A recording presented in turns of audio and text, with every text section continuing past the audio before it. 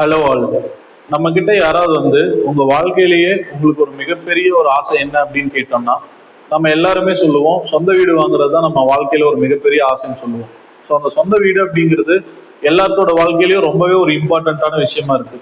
So அந்த சொந்த வீட்டை வாங்குறதுக்காக நம்ம வாழ்க்கையில ஒரு பெரும் பகுதியை நம்ம சேமிப்புலயே நம்ம கழிச்சிடணும். ஸோ அந்த சேமிப்பை தொடங்குறதுக்கு முன்னாடி நம்ம ஒரு குறிப்பிட்ட விஷயத்த தெரிஞ்சுக்கிட்டு அப்புறமா நம்ம காசை சேர்த்தி வச்சோம் அப்படின்னா இன்னுமே ஈஸியா அந்த கோல்ல நம்ம அடைஞ்சிடலாம். நம்மள நிறைய பேர் 15,000 ரூபாய் சம்பளம் வாங்கும் போது ஒரு 30,000 ரூபாய் சம்பளம் வந்துச்சு அப்படின்னா நமக்கு நம்மளோட சேமிப்பை இன்னும் அதிகரிக்க முடியும், இந்த 15,000 ரூபாய் பத்த மாட்டேங்குது அப்படின்னு நினைப்போம். சரி, ஓகே, 30,000 ரூபாய் சம்பளத்துக்கு நம்ம திரும்ப போகும்போது அப்ப நம்ம ஒரு 50,000 ரூபாய் இருந்தா பெட்டரா இருக்கும், இந்த 30,000 ரூபாய் நமக்கு பத்த மாட்டேங்குதுன்னு நினைப்போம். 50,000 ரூபாய்க்கு நம்ம திரும்ப போனாலும் அப்பவும் பத்தாது அப்படின்றத நம்ம நினைப்போம். நம்ம கடைசியா தான் புரிஞ்சுப்போம் எவ்வளவு சம்பாதிச்சாலும் பத்த மாட்டேங்குது அப்படின்னு. அது எதனால அப்படின்றது என்னைக்காவது நீங்க யோசிச்சிருக்கீங்களா? அதை பத்தி நம்ம யோசிச்சோம் அப்படின்னாலே நம்மளோட பாதி பிரச்சனை தீந்துரும். நம்ம மட்டும் இல்லைங்க, நாட்டுல பெரும்பாலான மக்கள் இப்படிதான் நினைச்சுக்கிட்டு இருக்காங்க. தான் எவ்வளவு சம்பாதிச்சாலும் பத்தவே பத்தாது. என்ன காரணம்னு கேட்டீங்கன்னா பணவீக்கம். இந்த பணவீக்கங்கிறத பத்தி நீங்க தெரிஞ்சுக்கிட்டு அதுக்கப்புறம் நம்ம காசு சேர்த்து வைக்க ஆரம்பிச்சோம் அப்படின்னா இன்னுமே ஈஸியா நம்மளோட இலக்குகளை அடைய முடியும். சோ வாங்க பணவீக்கம்னா என்னன்றத பார்க்கலாம். இன்னைக்கு உங்ககிட்ட ஒரு 100 ரூபாய் இருக்குன்னு வச்சுக்கோங்க. அந்த 100 ரூபாயை வச்சு ஒரு பொருளை நீங்க வாங்குறீங்க. இதே ஒரு 2 வருஷம் கழிச்சு அதே பொருளை திரும்பவும் வாங்குறதுக்கு போனீங்கன்னா அந்த பொருளோட விலை ஒரு 102 ரூபான்னு இருக்கும். ஏன் 100 ரூபாய்க்கு அன்னைக்கு வாங்கின பொருள் இன்னைக்கு 102 ரூபாய்க்கு வந்திருக்கு? அதுக்கு பேரு தான் பணவீக்கம். ஒவ்வொரு வருஷமுமே பாத்தீங்கன்னா பணம் தன்னோட மதிப்பு கொஞ்சம் இழந்து பொருள் தன்னோட மதிப்பை கொஞ்சம் ஏத்திக்கும். 100 ரூபா மதிப்புள்ள ஒரு பொருள் 2 வருஷம் கழிச்சு கண்டிப்பா 102 ரூபாய்க்கு தானே போகும். இது என்ன பெரிய பணவீக்கம் இருக்கு அப்படின்னு நீங்க நினைச்சீங்கன்னா இன்னொரு விஷயம் சொல்றேன். இப்போ நீங்க ஒரு பைக் வாங்குறதா நினைச்சுக்குவோம். அந்த பைக்கோட விலை ஒரு 1,00,000 ரூபாய்ன்னு வச்சுப்போம். அந்த 1,00,000 ரூபாயை கொடுத்து நம்ம பைக் வாங்க போறது கிடையாது. அதுக்கு பதிலா ஒரு 25%, அதாவது 25,000 ரூபாய் கொடுத்து இனிஷியல் பேமெண்டா கொடுத்து நம்ம ஒரு பைக்கை இஎம்ஐல வாங்கணும்னு நினைப்போம். ஸோ அப்போ 25,000 ரூபாயை நம்ம என்ன பண்ணுவோம், மாசம் மாசம் 1,000 ரூபாயா 25 மாசத்துக்கு சேர்த்து வச்சு அப்புறம் தான் அந்த இனிஷியல் பேமெண்ட்டே நம்ம கட்ட முடியும். அந்த நிலைமையில தான் நம்ம இருப்போம். ஸோ அப்போ மாசம் மாசம் 1,000 ரூபாய் சேர்த்து வச்சுட்டு இருக்கும்போது பைக்கோட விலை பாத்தீங்கன்னா பணவீக்கத்தால ஒரு 6% வருஷத்துக்கு உயருதுன்னு வச்சுக்கோங்க. ஒரு வருஷத்துக்கு 6%ன்னா 25 மாசம்னா உங்களுக்கு 2 வருஷம் ஆச்சு. அப்போ அந்த 2 வருஷத்துல 12% பணவீக்கம் அடைஞ்சிரும். ஸோ அப்போ ஆல்மோஸ்ட் உங்களுக்கு பாத்தீங்கன்னா ஒரு 1,00,000 ரூபாய் மதிப்புள்ள ஒரு பைக்கு 2 வருஷம் கழிச்சு 1,12,000 ரூபான்னு போயிடும். ஸோ அப்போ அதுக்கு நீங்க 25% இனிஷியல் பேமெண்ட் கட்டணும் அப்படின்னா 25,000 ரூபாய் வராது. 1,12,000 ரூபாய்க்கு 28,000 ரூபாய் இனிஷியல் பேமெண்ட் கட்ட வேண்டியது வரும். ஸோ அப்ப பாத்தீங்கன்னா உங்களுக்கு அப்ப நீங்க முதல்ல வாங்கியிருந்தீங்கன்னா 25,000 ரூபாய் இனிஷியல் பேமெண்ட்லயே அந்த பைக்கை வாங்கியிருக்கலாம். ஆனா இப்ப நீங்க வாங்கும் போது 28,000 ரூபாய், ஒரு 3,000 ரூபாய் உங்களுக்கு ஷார்டேஜா வரும். அப்ப இன்னொரு 3 மாசம் நீங்க அந்த காசை சேர்த்து வச்சா மட்டும்தான் அந்த பைக்குக்கு இனிஷியல் பேமெண்ட் கட்ட முடியும். அப்ப இன்னொரு 3 மாசம் உங்களோட வளர்ச்சி தள்ளி போகுதுன்னு தானே அர்த்தம். ஸோ அப்போ 3 மாசம் உங்களோட வளர்ச்சி தள்ளி போகுது அப்படின்னா நீங்க பொருளாதார ரீதியா ஒரு 3 மாசம் பின்னாடி இருக்கீங்க அப்படின்றதுதான் ஒரு அர்த்தம். சோ இது வெறும் பைக்ல பார்க்கும்போது 3 மாசத்துல என்ன பெருசா ஆயிட போகுதுன்னு நினைப்பீங்க. ஆனா அப்படி கிடையாது. இதுவே இப்படி எடுத்துக்கோங்க, ஒரு வீடு வாங்கணும்னு நம்ம ஆசைப்படுறோம். அப்படி வீடு வாங்கணும்னு ஆசைப்படுறப்போ ஒரு 20,00,000 ரூபாய் மதிப்புள்ள ஒரு வீட்டை நம்ம ஒரு இடத்துல போய் பாக்குறோம். அந்த வீட்டை வாங்குறதுக்கு நமக்கு ஒரு 6,00,000 ரூபாய் இனிஷியல் பேமெண்ட், அதாவது ஒரு 25% அப்படின்னு நம்ம போட்டோம்னா ஒரு 6,00,000 ரூபாய் ஒரு 5,00,000 ரூபாய் ஒரு இனிஷியல் பேமெண்டா நமக்கு தேவைப்படும். ஸோ 5,00,000 ரூபாய் இனிஷியல் பேமெண்ட் தேவைப்படும் போது நம்ம அதை மாசம் ஒரு 5,000 ரூபாயா நம்ம சேர்த்து வைக்கிறோம்னு வச்சுப்போம். ஸோ அப்போ மாசத்துக்கு 5,000 ரூபாய் சேர்த்தும் போது உங்களுக்கு அந்த 5,00,000 ரூபாயை சேர்த்து வைக்கிறதுக்கு ஒரு 100 மாசம் தேவைப்படும். அந்த 100 மாசம் அப்படிங்கிறது ஆல்மோஸ்ட் பாத்தீங்கன்னா ஒரு 8.5 வருஷம் நம்ம 5,000 ரூபாயை சேர்த்து வச்சாதான் நமக்கு 5,00,000 ரூபாய் அப்படிங்கிறது கிடைக்கும். அந்த 5,00,000 ரூபாய் இனிஷியல் பேமெண்டா வச்சுதான் நம்ம வீடு வாங்க முடியும். அப்போ நீங்க ஒரு வீட்டை பார்த்துட்டு வந்துட்டீங்க. அந்த வீடு 20,00,000 ரூபாய்க்கு இருக்கு.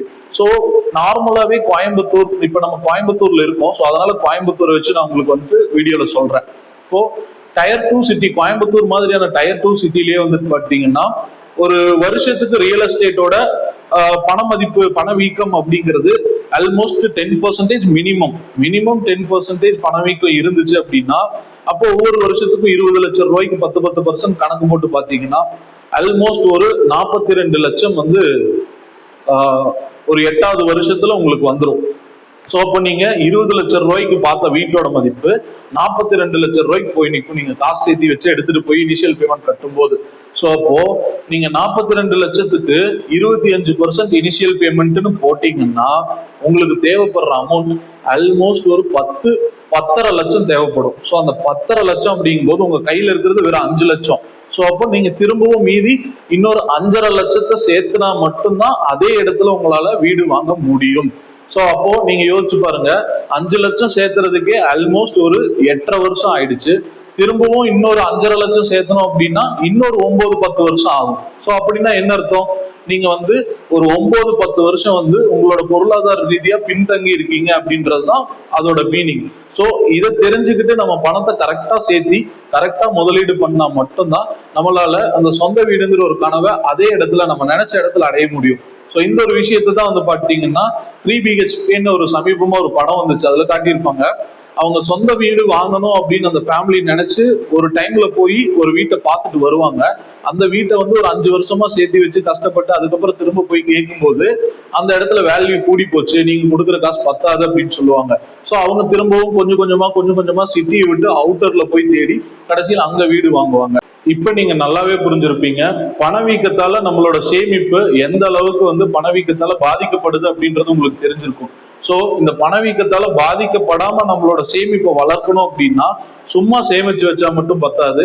ஸோ அந்த காசு சேமிக்கிற காசை வந்து ப்ராப்பரா ஒரு விஷயத்துல இன்வெஸ்ட் பண்ண தெரியணும். இன்வெஸ்ட்மெண்ட் அப்படின்ற பட்சத்துல நமக்கு வந்துட்டு நிறைய விஷயம் இருக்கு. கோல்டு இன்வெஸ்ட்மெண்ட் இருக்கு, பிக்சட் டெபாசிட் இருக்கு, அடுத்தது மியூச்சுவல் ஃபண்டு விட்டோம்னா அடுத்தது ஸ்டாக் மார்க்கெட்னு இன்னும் நிறைய விஷயங்கள் வந்து இன்வெஸ்ட்மெண்டா நம்ம பண்ணலாம்.